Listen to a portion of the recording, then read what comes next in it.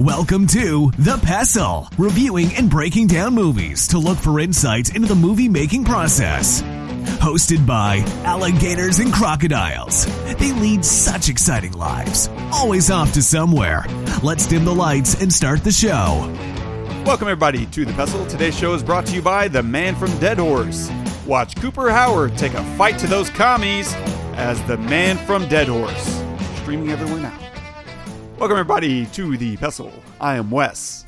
And I am Todd. And we're filmmakers. I'm a writer-director. Todd's been a full-time producer and musician for a hot minute. We were talking, and we use all of that kind of information in front of behind the camera. We're actors, we're voice actors, live action actors, and all kinds of things. And we use that as we look at films and try to learn from them and also enjoy them. Like what makes a good movie, all those fun kind of things. And we were talking a few weeks ago just about releasing a new music video and, you know, how hard it is to get, you know, a win in today's, you know, society. And I was asking you and picking your brain, like, what do you do whenever you're not getting those wins? How do you move on to the next thing? And the one thing I did leave out, though, is that you have gotten some really cool wins over your music career.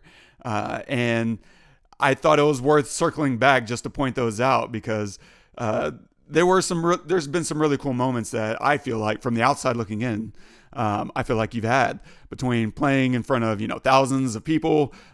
You've opened for, you know, a really big band before. You've had your music picked up for commercials. You've been asked to make music, you know, custom for music catalogs that get shopped around to TV shows and movies. And so you've had some over the course of your career, like you've had some pretty cool stuff happen. And I was just wondering, what are some of the highlights that you've had over your music career? And not that you can, at the drop of a hat, name them all, because I think there's been a lot of cool ones. And the more you think about it, the more you'll be like, oh yeah, I forgot about that. But just the things that, you know, pop up front of mind.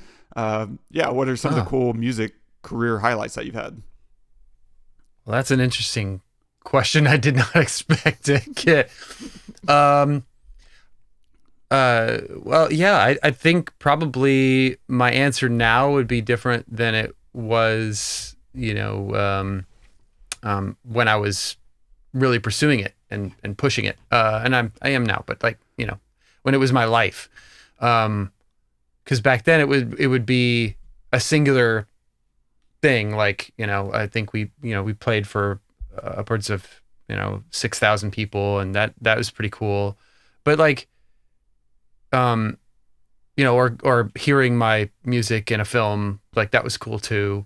But I would say now it's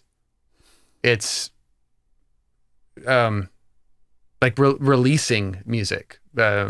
Honestly, just finishing something and putting it into the world is the thing that I value the most, you know, because then that means that I love it enough, and I think it's worth putting out there. And I put enough time, and not just time, but like dedication into something to get it to a place where I feel really good about it, where I want to just give it away. So yeah, but if you're asking like specific things, yeah, we played for a lot of people a few times, and that was I mean, I can't describe to you the feeling of, you know, playing in front of thousands of people where they're like actually cheering for you and they like you, and like it feels, you know, like you have made it is not the right term. It feels like you're vindicated, and all your effort and all of the time and dedication that you've put into like learning an instrument or playing with this band, and you know the fights that you have and all that stuff like have led to something, and that's pretty awesome. And it's not individual. It's you know, like you as a group have made it to that spot, and that feels really cool. Other than that, yeah, like having my music played in films is just as cool. Feels just as cool. And then getting checks in the mail is really great. Like mailbox money is always great. And it's come a lot of times this come at like really opportune times when I've had like no money, and all of a sudden I'll get, like $1,500 or something like in the mail. It's like, whoa, where did this come from? And it gives you a breakdown. It shows you where your stuff has been played. Oh, it's been played in Germany, like several hundred times or something on this, whatever. And that's cool. But honestly, the coolest thing is for me now is like when stuff is released, when I actually release stuff, or, like if I put out a music video, like what you created, or like when I release a video of my own, like it just, yeah, I would say that would be a win. The main wins for me now. I guess the biggest win, and I'll stop talking about it, would be the first time that my wife saw me. My wife now saw me outside of. We met in group therapy, and the first time she saw me outside of that room was at a show of mine at Stubbs. And it was a sold out show at Stubbs. So that's probably if I had to pick a highlight, it's probably the biggest highlight of my career, because it changed the course of my life. So damn. Yeah, that was a fun show. That was I remember that show. I don't remember meeting her. I think you kept her away. No, she stayed away. She I'll never forget it. She came and said hi afterwards, and I was standing at the merch booth, and then somebody started talking to me. Some other fan or something started talking to me, and I was talking to her, and then she left. And I turned around and she was gone, and I thought, oh crap, where'd she go? And so I ran upstairs to go find, because Stubbs, there's multi-level, and I ran upstairs to try to find her. And as I ran up the stairs, you have to run past the entrance to the bathroom, and her little sister saw that I had run upstairs. So I ran upstairs trying to find her. I couldn't find her. And her little sister, and I was coming back inside, and I was dejected. And her little sister said, no, she's still downstairs. She's at the bar. And yeah. And I went to her, and we started talking. And you tried to act all smooth. Yeah. So, what brings you here tonight? Caught my breath. Yeah. Right. Just sweating profusely. Yeah. It's like I'm just like gushing. So I was like playing it cool. How about the weather? Yeah. Whatever I did, I don't even remember, but whatever I did, it was pretty smooth, I guess. I don't know. Yeah. So anyway, and then we met for coffee like the next day or something, and yeah, it was cool. Nice. So yeah, probably that. That's a pretty good one. Yeah. Very cool. Yeah. Well, yeah, that's really apropos of nothing. There's no guitars in this movie other than every time they hit the horn. And so, there's a guitar in this movie. It's a flashback, isn't it? No. When we first see the guy on the whole rig with his guitar or whatever. Yeah, but is it a flashback? I think that's a flashback at the very end of the film. Whenever they're bridging the stories. Well, that would be a flash forward. Oh, you got me. Okay, all right. I'm like, what the heck are we doing? Fair. But wait, hold on. Let's not skip over this. Like, what about the wins for you? You've got wins. Oh, yeah. I mean, I don't know that I have those kind of wins. Like for me, my highlights have been directing my first three projects, like doing Kerosene, your first music video that I made for you, was really fun. And that gave me a lot of confidence that, oh, you know what, maybe I can direct. And it was just a music video. And I spent a lot of time figuring out what that idea was in private. I was like testing a bunch of ideas, and I was like, before I stumbled onto this split screen concept, and then I tested some of the lighting stuff with Shannon, and then tested stuff with you. And I was like, okay, here's kind of where I'm at. And then you had a bunch of cool ideas, and we get on set and we do the first take, and it's like chaos. Like everyone is running in circles, and it's completely unusable. And that was the moment where I had to decide, am I going to direct or not? Because if I don't, the video goes to shit and it is completely unwatchable.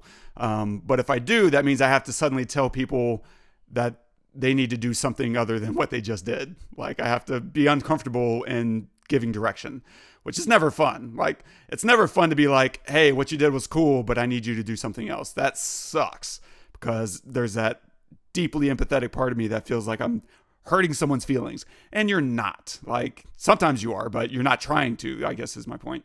And so I had that moment. I was like, okay, instead, let's do this.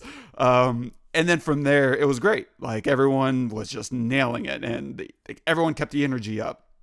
And then also keeping my pulse on the energy of everyone. Like, because the nighttime shoot went well, the daytime shoot, no one had anything in them after being on set all night and having no sleep, and then waking up in the hot August Texas sun.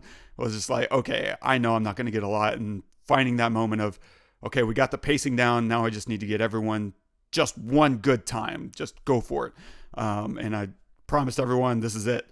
And everyone killed. And so it was like all those things that go into directing, of reading the room, figuring out how to give people the notes that get you what you want. And then writing and directing Off the Zombies was a big breakthrough for me of like, okay, now I can direct, but can I write and direct and act? And that was a cool breakthrough.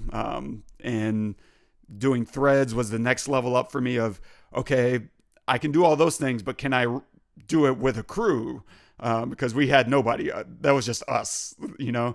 And now it's like, okay, what happens if you have a 20-person crew or whatever it was, 15 people? And that was great. I mean, in a lot of ways, it was easier because there's heads of department that take over a lot of that stuff for you, right? And all I needed to do was know what I wanted and how to communicate it to those HODs, which for the most part was Andrew. And that went well. Co-directing with him, you know, it's like, okay, so there's those little stepping stones. And for me, probably the next biggest thing was writing and directing like this 45, 50-minute drama. It's like, oh, can I tell a big story? Crap, I can actually do this, you know? And there was restraints on you because this is for a client, and so you can't do everything the way you really want to do it. They made some decisions in there where I was like, oh, we are shooting ourselves right directly in the toe. And we're going to hobble across the finish line. It'll be kind of what you wanted, but because they wanted music, and it was in the middle of, at the very beginning of a pandemic, trying to fill out a no budget. Well, I mean, we had like a $250,000 budget, but there were so many talented musicians who wouldn't like audition because the pandemic was on. And so it's like, okay, I can get really good actors or I can get really good musicians. I am not going to get both. And I went with good actors. And so the drama's good. The music is not. And that's the way it goes. But that gave me a lot of confidence to write full length, you know, stuff. And then my other big highlight is just being on set of Friday the 13th. That was just such a fun experience, exhausting as hell. But just really cool to be that long on one set and build rapport with the crew and some of the cast, but not much of the cast. Like, all the cast that I really got to know were like day players. Like, they were there for a few days and then gone. The main cast, you know, they had their own thing going on, which is fine. Like, I don't think any of them were rude. But yeah, I don't know. I don't spend too much time thinking backwards. I'm such a highly emotional person that I'll get trapped. I always have to be thinking forwards, or else I'm going to just turn really bad because I get trapped in my emotions of the past.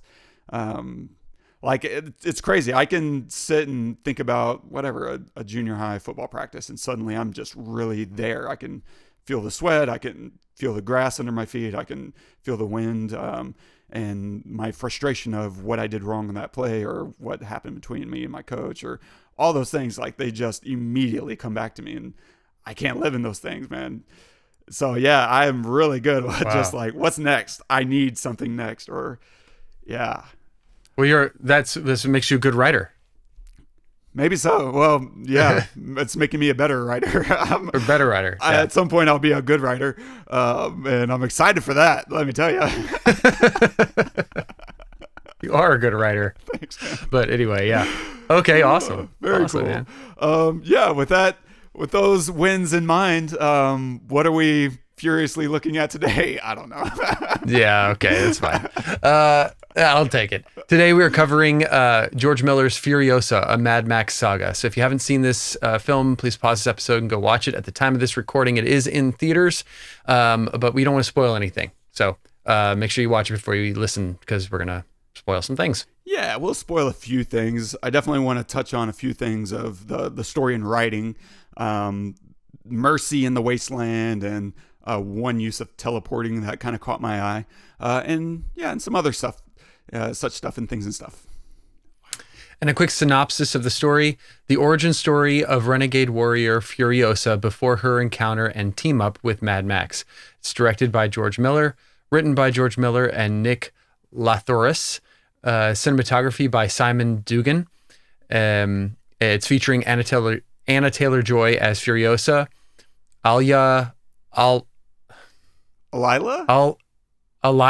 Yeah, okay. I don't know. That's good. Alyla Browne as young Furiosa. She's fantastic.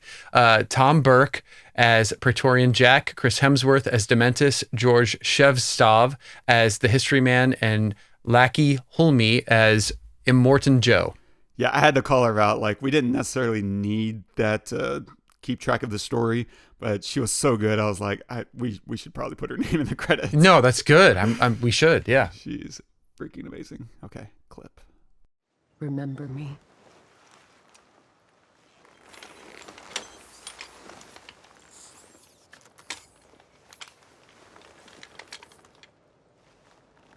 You fabulous thing. You crawled out of a pitiless grave deeper than hell. Only one thing's gonna do that for you. Not hope. Hate. No shame in hate.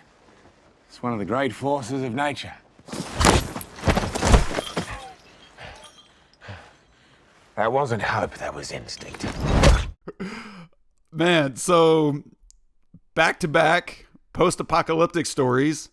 Are you done? Are you done with the post-apocalypse? No way, man. Give me all the ways we can kill ourselves. What did you think, bro? So I thought it was fun. And Anna Taylor-Joy is great.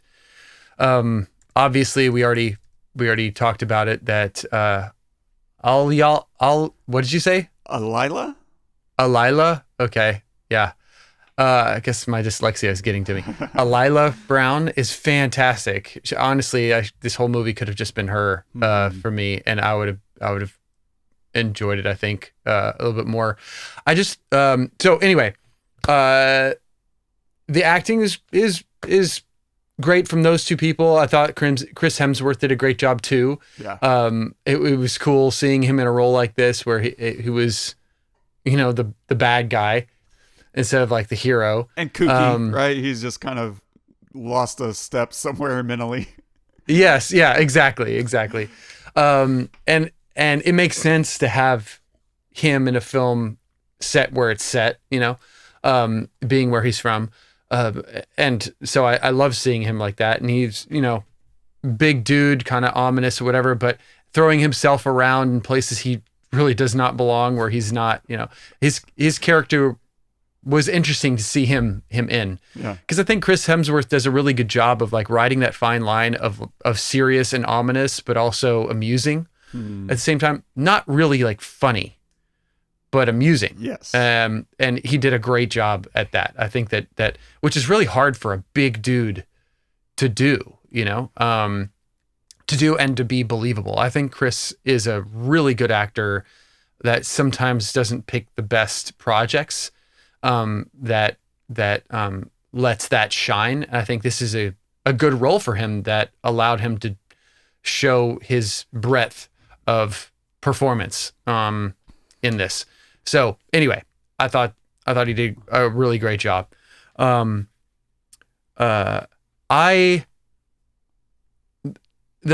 problem I had with this film, I thought it was really long, and it's really hard to not compare this to the Mad Max from, what was it, 5 years? when did 9 years 10 ago, years 2015. 9 years. It's really hard to not compare this to that film. Because it is, we do see, I think we see at least a shot, maybe it's CG'd, I don't know, of her, of the Road Warrior. Well, him, yes, but of Furiosa in the future. Oh, yeah. What's her name? Yeah. Charlize Theron. Charlize Theron. I think we see one like momentary shot of her. Yeah. We do see the shot of him on the ledge with the truck. I think they missed a couple of things. I really wanted to see him step on the lizard in that shot. Those were two different eras. Like that was just another time where he's just up on the mountain. Yeah. Sure, why not? But why would that need to be a different era? Like it. Yeah. Anyway, maybe because of timing, I guess. I thought it was really long. I thought there were there was a way too much time where there wasn't any music. And normally I'm totally okay with music being absent. In this case, it wasn't quite absent. Like there was a drum happening, but it was in the distance and really under where you have to, I sat front and center, trying to get fully immersed. I was in like row 2, like trying to get fully immersed here. And there was just a lot of the driving and action sequences that are really engaging without the music being front and center. It was there, this drum kind of pattern was there, but it was just really low in the mix. And so I'm sitting there thinking, okay, this feels unmotivated to me. It felt like if you're going to have it, make it be part of the heartbeat of the scene, or take it out completely.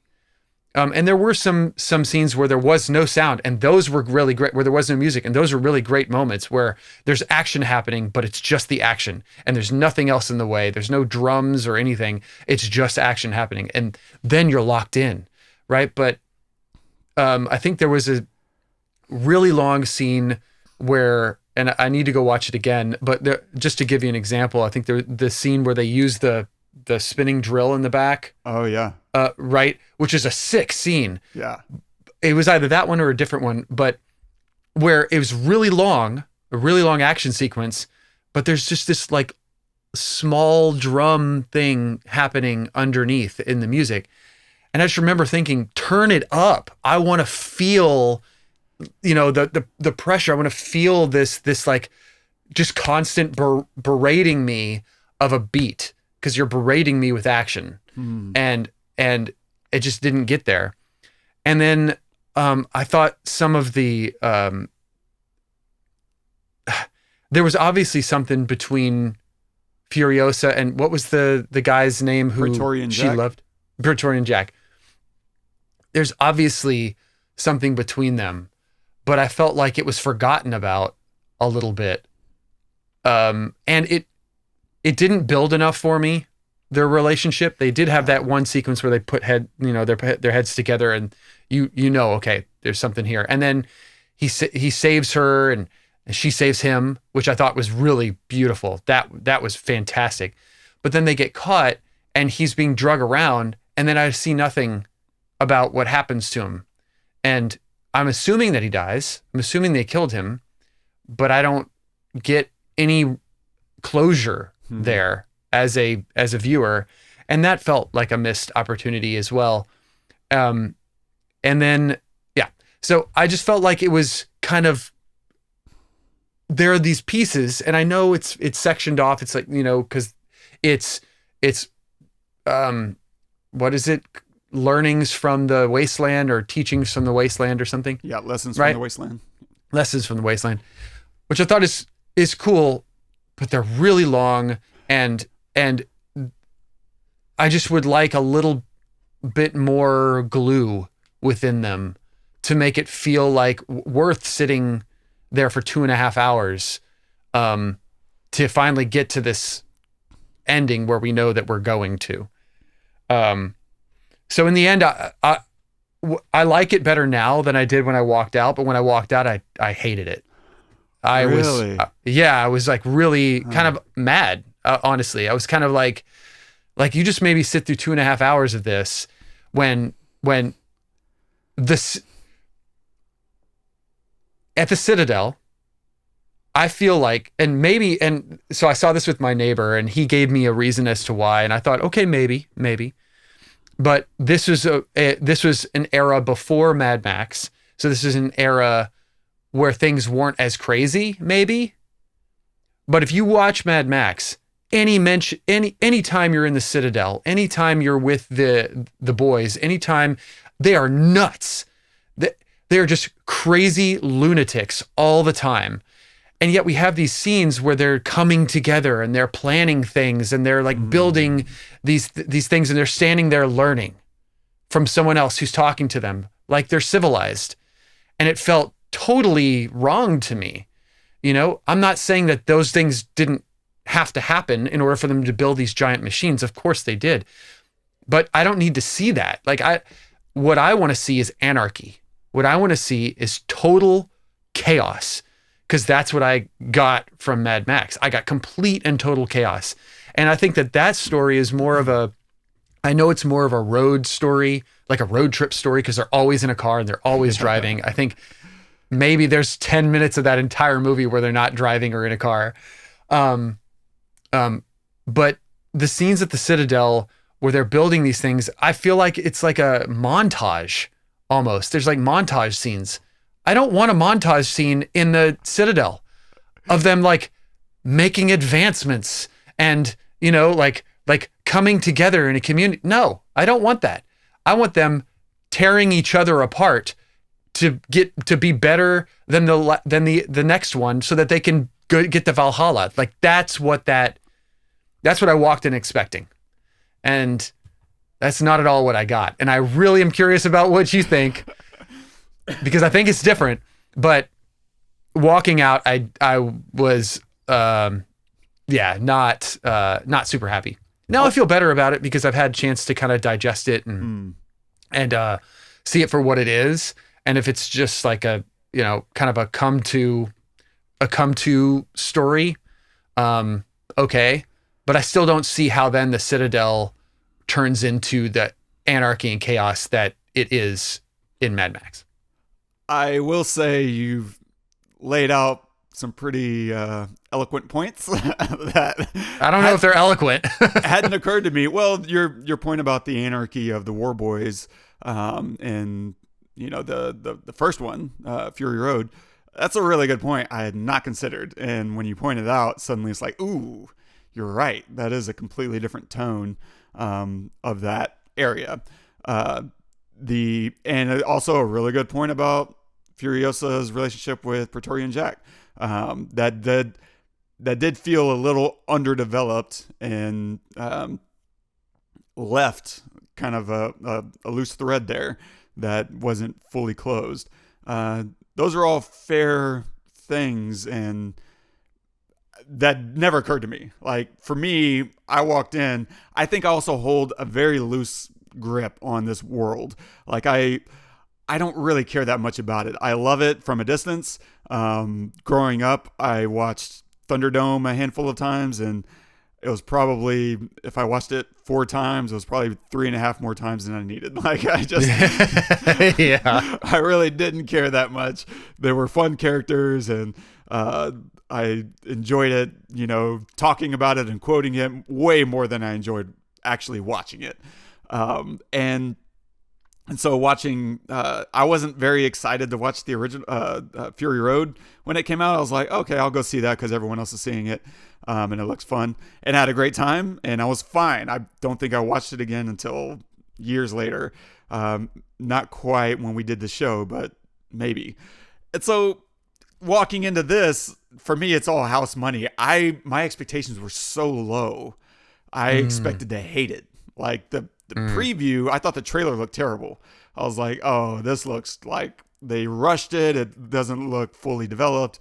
And I'm going to end up hating this. And when I get in there, all the things that bothered me in the trailer completely worked on screen. And I just had a wonderful time. Like 2.5 hours flew right by for me. And for me, I was like, I don't think I needed another 10 minutes, but I felt like if they had given it, I would have been there for it just the same. Yeah, I was completely cool with everything. I think I just really love Furiosa's character more than I love Max's character. He's interesting, and I love seeing Tom Hardy play him, but she is so much more interesting to me. Because she has a history that we understand more, and she has goals that we understand. Max doesn't really have any goals. She does. Like, she's trying to get somewhere and to a people. And so seeing that, and then of course opening the film with her world and it's lush and green, you rarely get that out of a Mad Max film. And whenever you finally do here, it's like, oh yeah, I can see. And then they rip it away from you so quickly that it's just a memory. So by the time, you're aging in the film and she's trying to get back to this place, for you, it's always this beautiful, perfect green place. And I think the real trouble with this film is that it's a prequel. And so you kind of have to not invade the space of the original. And therefore, whenever you end it, how do you end a movie that doesn't really conclude with her achieving her goal of getting back home? And so you're kind of damned in a way of trying to give this character a goal and the audience a feeling of completion without really jumping into the territory of the film where she actually gets to do those things.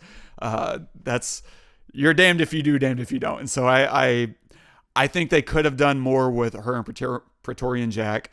But for the most part, it was house money for me. And the fact that it worked, I was super happy. I walked out, I was like, man, way to go, George Miller. I was super happy. Wow. Because the trailer, man, the compositing did not look good. The visual effects did not look good. But on the big screen, it all played for me because it's so fast. Everything is happening so quick. And there's that cartoony element of this universe that I'm pretty sure we talked about when we covered Fury Road, that it doesn't really matter that much. Like, they're doing all these little speed ramps through, 75% of the film. They do push-ins like it's the only camera move ever invented. And it all works. It's all like, yeah, and do one more for me, please. Just one more push it. Yes. Can I get one more? And it's fun. Like, this movie is nothing but, fun and joy.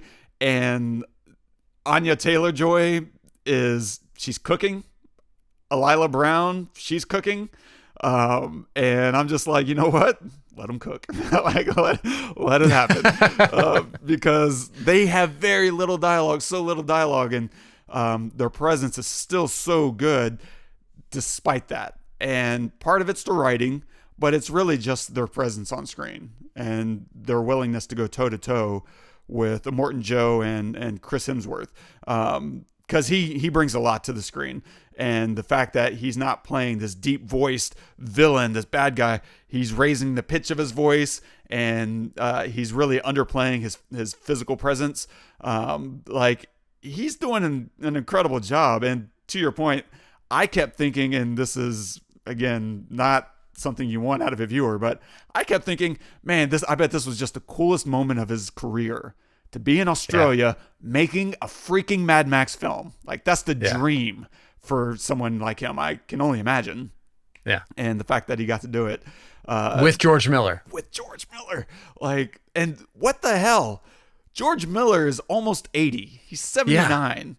And I just kept imagining sitting in a coffee shop with some 79-year-old and being like, oh, what are you up to? You do you tend your garden all day? And he's like, I make Mad Max. like, wait, what?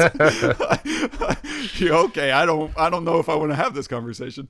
Like, what's going on in that guy's head that he's still making these things? It's so cool. So for me, this was just nothing but joy. Like, I like the chapter headings. I don't remember, did they do that in Fury Road? I don't remember them doing that.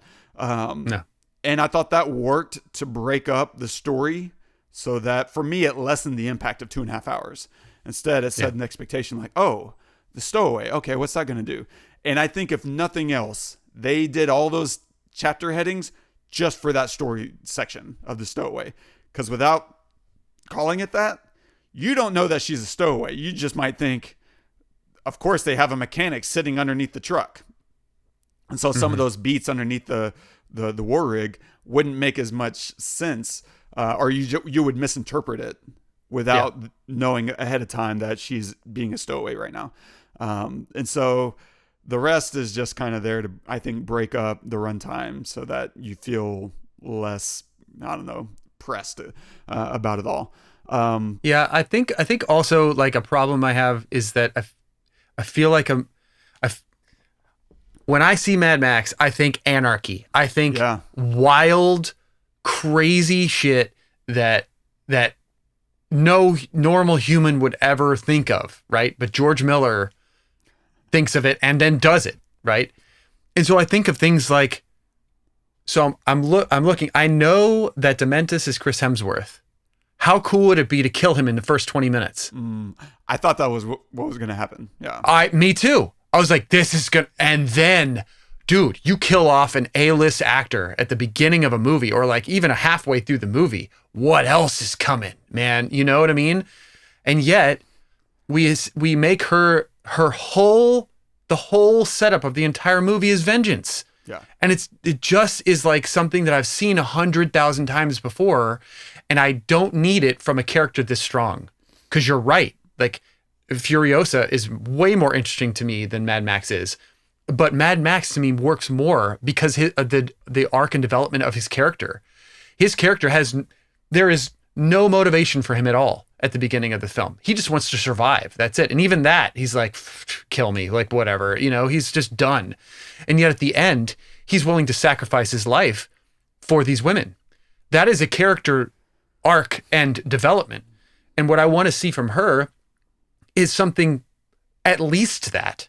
But what I get is her wanting to kill this guy the entire movie, you know, well, at least after he kills her mother, and then getting her revenge at the end. It's like, oh, come on. I just sat through 2.5 hours of a movie that I didn't know was going to be I kind of assumed was going to be a revenge movie, but I'd hoped wasn't going to be. I hoped it was going to be something else or something more. Yeah. It could have been a revenge also. Maybe that was a chapter. Maybe the revenge was one of the chapters, but then she moves on to something else and her life becomes about something else. I wanted that for this. And that would lead to more of the anarchy that I kind of want and expect from a Mad Max film. Kill Chris Hemsworth in the first half hour of the movie. Hell yeah. And now I have no idea what's going to happen. But yeah, anyway, just to harp on that. No, that's good.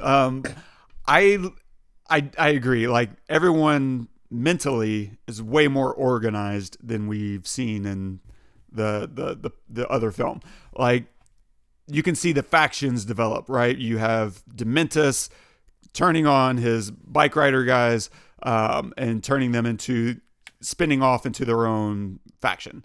That gets eaten up by whatever it's called, the Babaji, where that sucks him in and chews him up.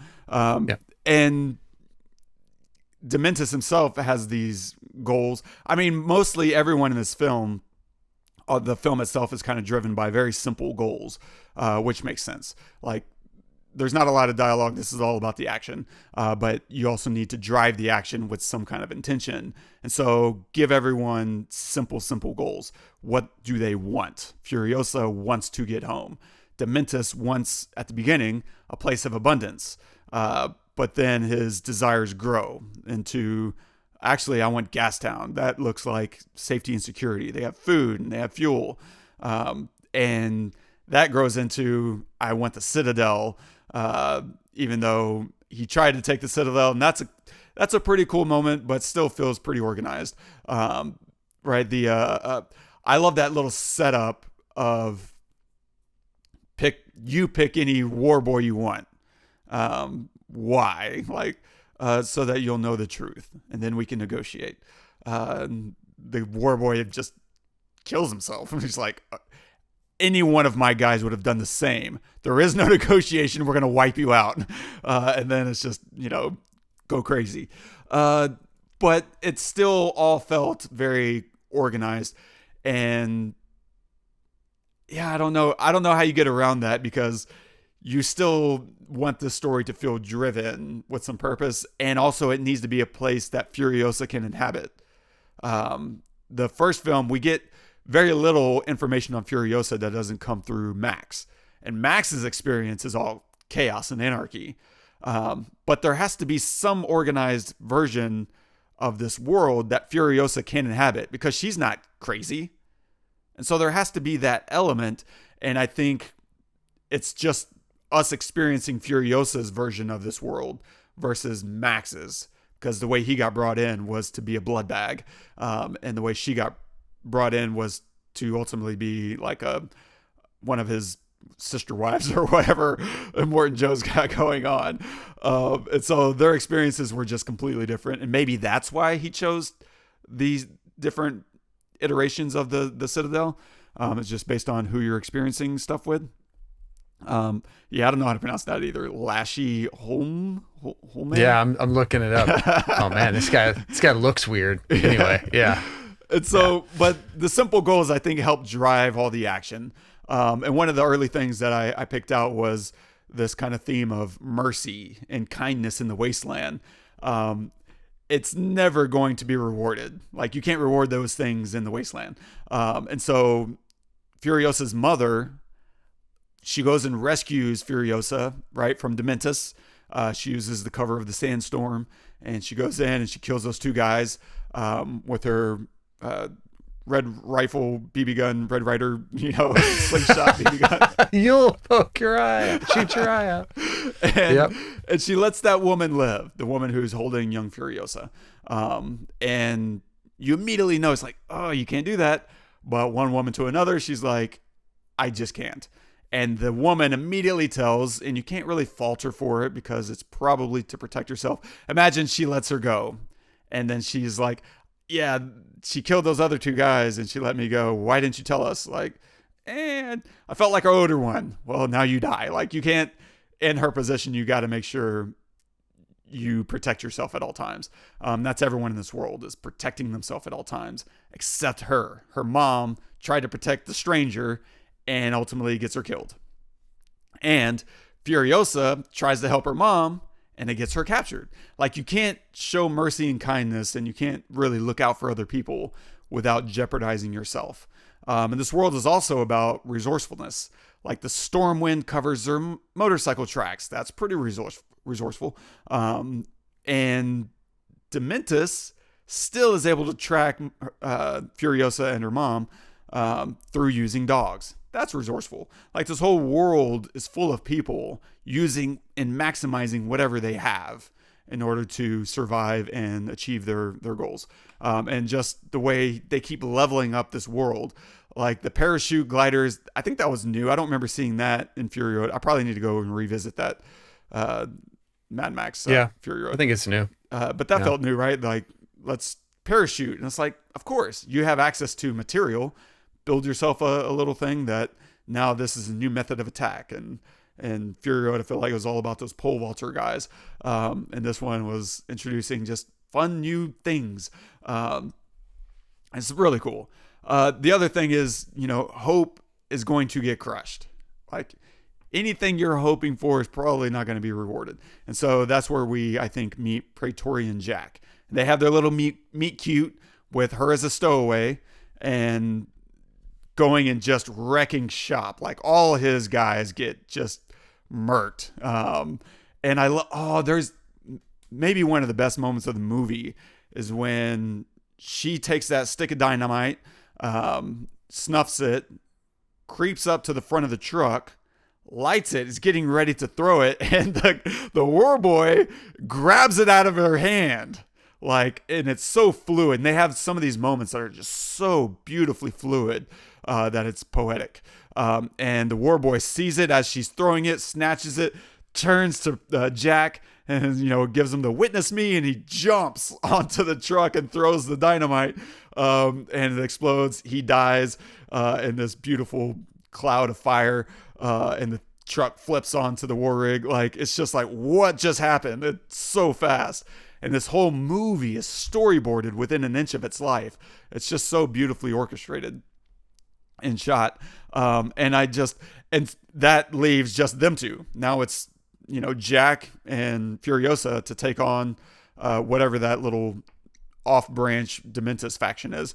And she just wrecks shop on all of them. And it's really cool. And of course, she's trying to steal the war rig. And that's another little poetic moment of he's not taking her very seriously. And he slams the brakes, kicks her out in one fluid motion. Like there must have been like 5 cuts in that little sequence that lands her on her ass on the side of the road, and he's just gone. Like it's just bang, bang, bang, bang, bang, bang, and he's driving. It's like, wait, what just happened? I had to drop on you. And she's still got things to learn, I think is the implication there. And he's the one to teach her. And so whenever he comes back and is offering her something and lets her keep her gun, like that's just a nice, efficient storytelling moment of connection. But they don't do quite enough to build a romantic connection. But I guess killing people is what passes for romance in the wasteland. And he honors his word. Like they go through, building the war rig and going on these runs, and he gives her a parting gift of the shotgun. He's like, give me a few days, right? I'm going to give you your supplies. And then she invites him to come with her. So now we have hope. And on their last mission, one last run, never do one last mission. That's what my dad used to say, is like, never do, if you're going to quit, just quit. Like never do one more run. That's everyone's curse in movies. And they do, and he gets trapped. And once again, she has a decision. She can leave, look after herself, but she doesn't. She one more time goes and tries to help, gets herself captured.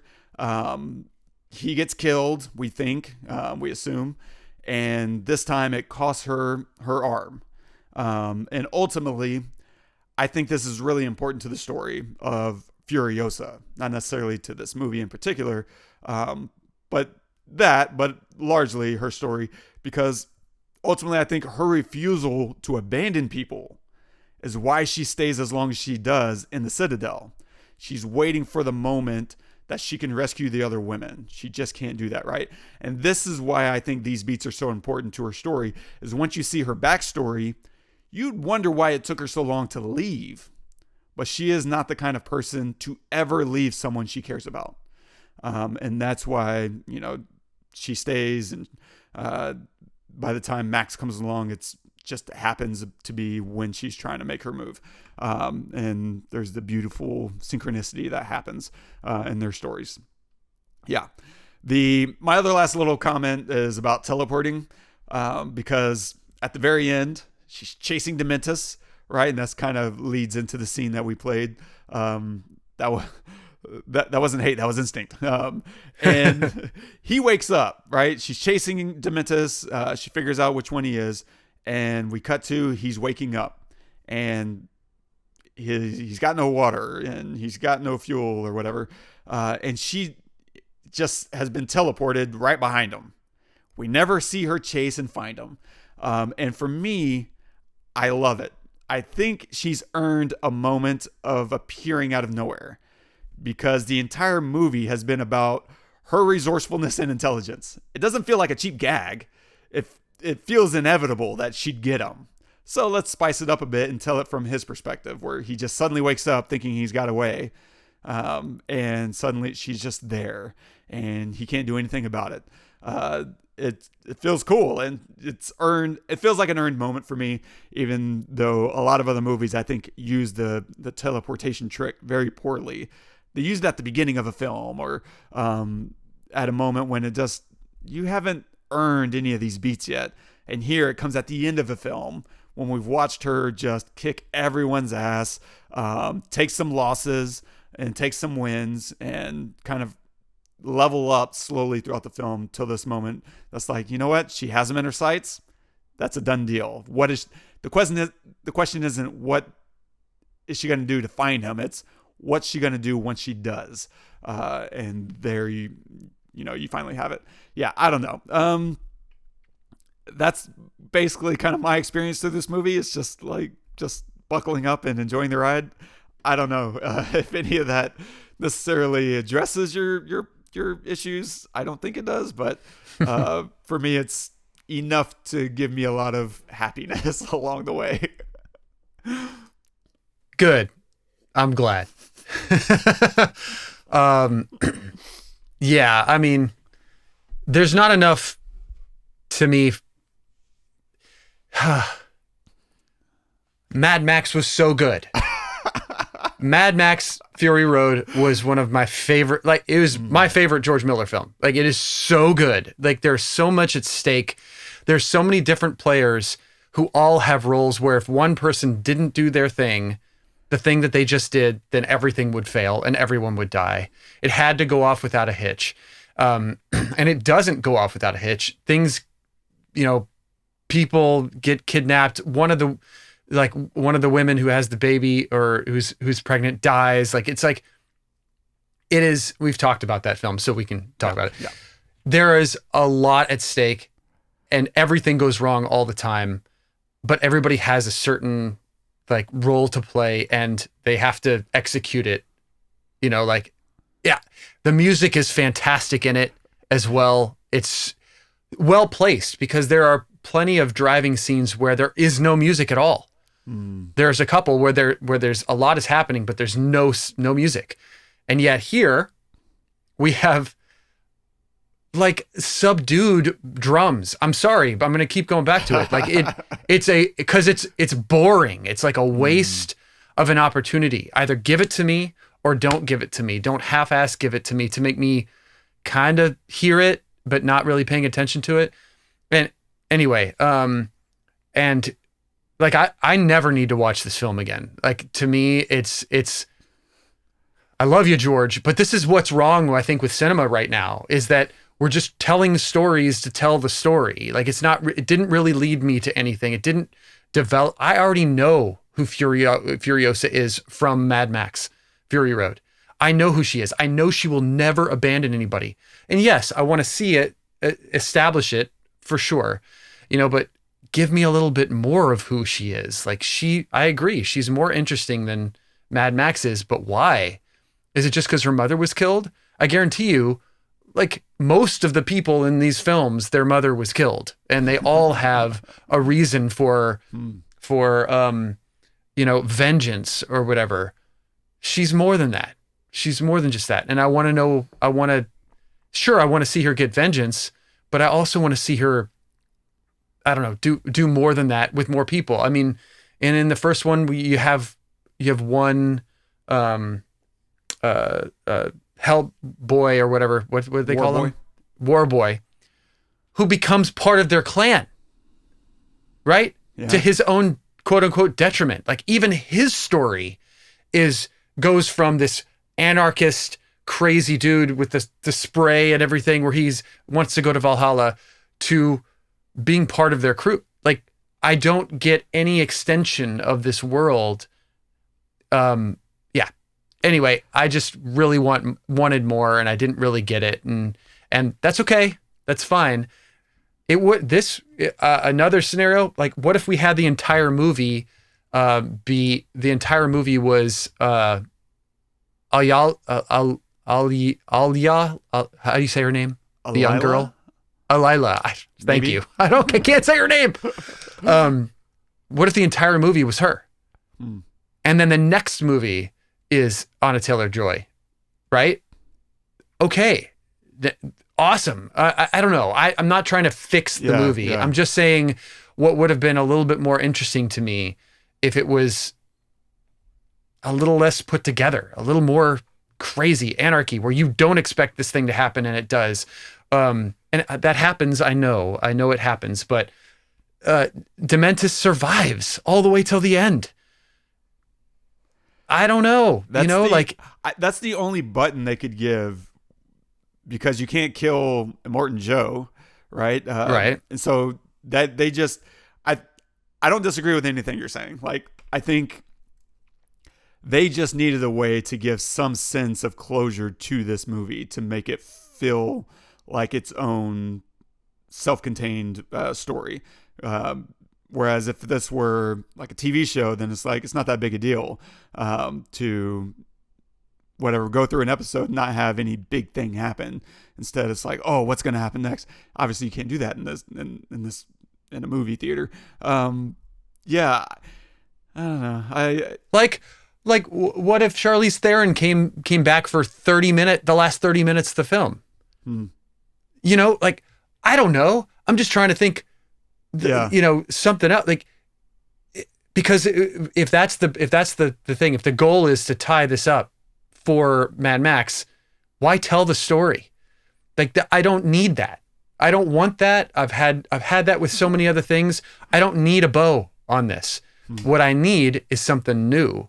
And I didn't like a new story, a new purpose for the story. Like, give me a reason why you're telling me this. It's just, oh, she wanted to get revenge on Dementus, and then she does. I know there's more to it. I get it, but because they need to. Again, they're kind of damned whenever you take on a prequel, because all the fun big characters you've already used and expended in the original. And now you have to give a reason why someone like Furiosa would even be with Immortan Joe. And in order to do that, they created, obviously, Dementus to drive her to Immortan Joe. And then you have to, it is a conundrum, because I think you're right. They kind of just made this in order to make another Mad Max movie. Not necessarily because anything in this story was big enough to carry on its own without Fury Road. Like, without Fury Road, this wouldn't be a very good movie. It just wouldn't make any sense. But it only makes sense in light of Fury Road, which kind of violates the idea of making a really good self-contained movie. Yeah, I don't know. I don't know how to fix that problem any better than they did. Therefore, well, if you were writing it, though, if it was your world, would you have written this movie? Probably not. I would want to take let's just imagine I have access to all of George Miller's insane creativity with the sequences. And it's like, okay, what do you write? What story are you telling around that? I probably don't go revenge story, because as a storyteller, those aren't very interesting to me. And I don't find anything very new or fresh to explore there. The idea of being a woman in that chaos is very interesting to me. And I like very much the backstory of her in that place. And so I don't know, the temptation, and this is, again, gets into a little bit of a retread. The temptation is then, let's stage a bunch of stuff at that Greenland, at that oasis that they're in, and use that as a bunker to fight the world, and then stage something around that becomes her trying to save them, and therefore sacrificing herself to whatever, Immortan Joe. I don't know, but then that leads into a whole host of other issues, not just of cliche, but also of justifying her leaving. And I don't know. It would take a lot of time of like three of us sitting down and being like, okay, what's all the obvious stuff and what's not explored, and just really beating a dead horse until you find the road not traveled. Again, great points. And again, I like you said at the beginning, I like the chapters. And I liked the very beginning with the mother hunting them. That was super cool. I mean, that establishes the type of person that a Furiosa is going to be. Yeah. That's her mother, and her mother will never stop. Her mother will win, and she does. But she's also, she also is forgiving in a way. She doesn't kill that woman, and that is the detriment of her. But my point is like, we established that at the very beginning, and I'm thinking, oh yeah, here we go. This is the world that she's from. She might be from a world of abundance. However, she is, it's a world of warriors, and she is also a warrior. She comes from a warrior, and that's fantastic. But if you're going to have chapters, have it be 4 or 5 separate complete stories.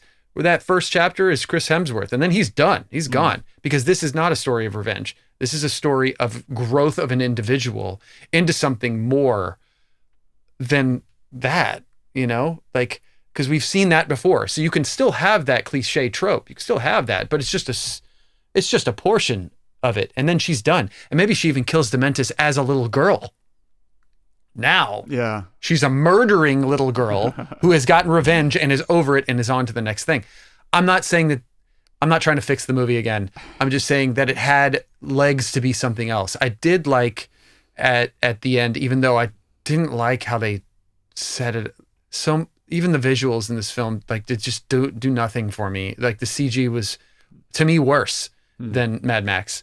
And with him, so, she shoots him, and you have that, but then you have the voiceover that says, but I hear legend, and I heard her speak about whatever at the end about this tree. And then you have him alive with the tree growing out of him. And that was obviously the seed from the place of abundance, which is a really great finishing tie back to the place of abundance now growing in the Citadel. And that is her revenge on Dementus, and honestly, that's pretty amazing idea. I don't know. I thought it could have been executed a little bit better, but I think that was a really great idea there as well. So yeah, I had a great time. I watched it twice. I watched it Thursday and then Saturday, and both times I kept getting lost in the story and the action. And I was like, you know what? That's more than I hoped for coming in. So couldn't be happier. But nice. It also pays to have very low expectations. That's awesome. I would be curious if you were to now watch Fury Road, what you'd think after having this conversation. Yeah. I'm curious what I would think. I only know what I remember. When did we do Mad Max? Was it a year ago, 2 years ago, 4 years ago? I don't remember. Fury Road. Let's see. That would be December of 2021. So 2.5 years ago. 2.5 years ago. Yeah, I haven't watched it since, but yeah. Anyway, nice. That's what I think about that. What are you gonna recommend this week? This week I'm gonna recommend a film which I'm surprised we either haven't done or haven't recommended, but another like kind of desert film, old one, Lawrence of Arabia, which is a classic film from the 60s with O'Toole. Incredible film, which I haven't watched in a very long time, and I need to go back and see again. But when I was searching for something that was, maybe an Anya Taylor-Joy or George Miller film, but then I realized, you know what, like just like a desert film that's not Dune. That came up, and I thought, oh yeah, got to recommend that. So Lawrence of Arabia. Nice. Yeah, I'm always battling between Lawrence of Arabia and Guess Who's Coming to Dinner as my favorite classic.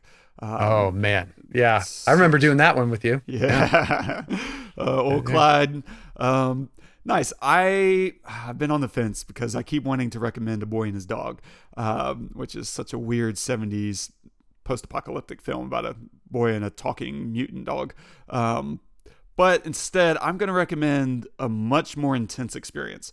And this film, Furiosa, is all about a woman surviving in a world of men, run by men. And what about a modern version of that? And so I'm going to recommend an indie film. This is incredibly intense and complicated. It's called How to Have Sex.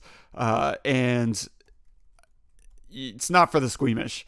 And so if you want to challenge yourself and pour a glass of brandy, and I don't know, inject some drug, you're going to need something to take the edge off after watching that movie. But it's so beautifully told, and just will challenge you. And it's a worthy experience. And I think, worth watching, in modern times, and for everyone, men and women. So, yeah, but again, maybe don't watch it in a group. Maybe watch it by yourself, because you're going to be going through some stuff. yeah, and stay tuned for next week. I don't think we're done with George Miller. And so if it's okay with you, I would love to go and take a look at the film he made between these two, between Fury Road and Furiosa. He made a film called 3,000 Years of Longing. It's with Idris Elba and Tilda Swinton. It's about a genie, or a djinn, technically. And it's all about storytelling. And so stay tuned for that. I think it's streaming on Amazon Prime. And so we'll log back into that flea market and see what's going on over there. That's so great.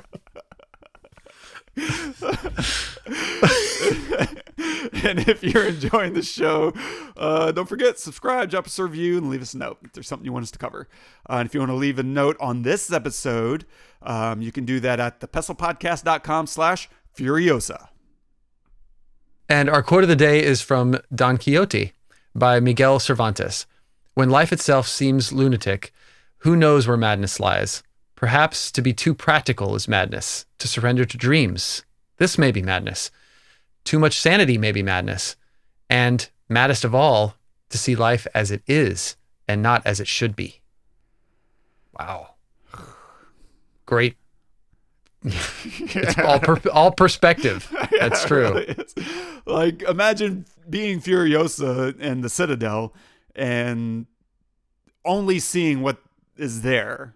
Like, sometimes it is kind of crazy to only take everything at face value and to say, this is life as it is. And instead of trying to create the world that you know should exist. And for her, I think that's what drives a lot of her. It's, it is to tilt at windmills. That's the sane thing. To stop tilting at windmills would be the crazy thing. And not that I've read Don Quixote. That's one that I keep meaning to read. But I just haven't gathered my wits. No, that's such a great point. I mean, it's everything. The universe is about perspective. I mean, it's the same thing as the relativity, right? The faster you go, time changes for you according to someone else, but not for you. For you, time is the same, but someone else, it's completely different when they look at you, and vice versa when you look at someone else. That's the universe. Same thing here. It's like, but you look at one of the war boys, and it would be madness to not want to die to go to Valhalla. That's madness, right? Yeah. But to someone like Furiosa, this whole Citadel thing is madness because she comes from a place of abundance, and she knows, and she knows what is possible. So yeah. Great quote here. My God, I need to go read that too. Yeah. Nice. Well wow. done. Well, thank you guys so much for joining us. I had a great time. I love it when you and I kind of are at odds a little bit on what we think of things, or not, or just from our experience. Yeah. In a theater, or come at it from completely different places, because we have such similar taste in film and in storytelling and stuff. These moments are why I do the show, still do the show, and I just love it. But hopefully you guys liked it too. Please subscribe, review us wherever you get your podcasts. If there's something that you'd like to see us pick apart, please share it. Who knows? Maybe we'll cover it one week. Who knows? Until next time, I'm Todd. I'm Wes. Go watch some movies. Yeah.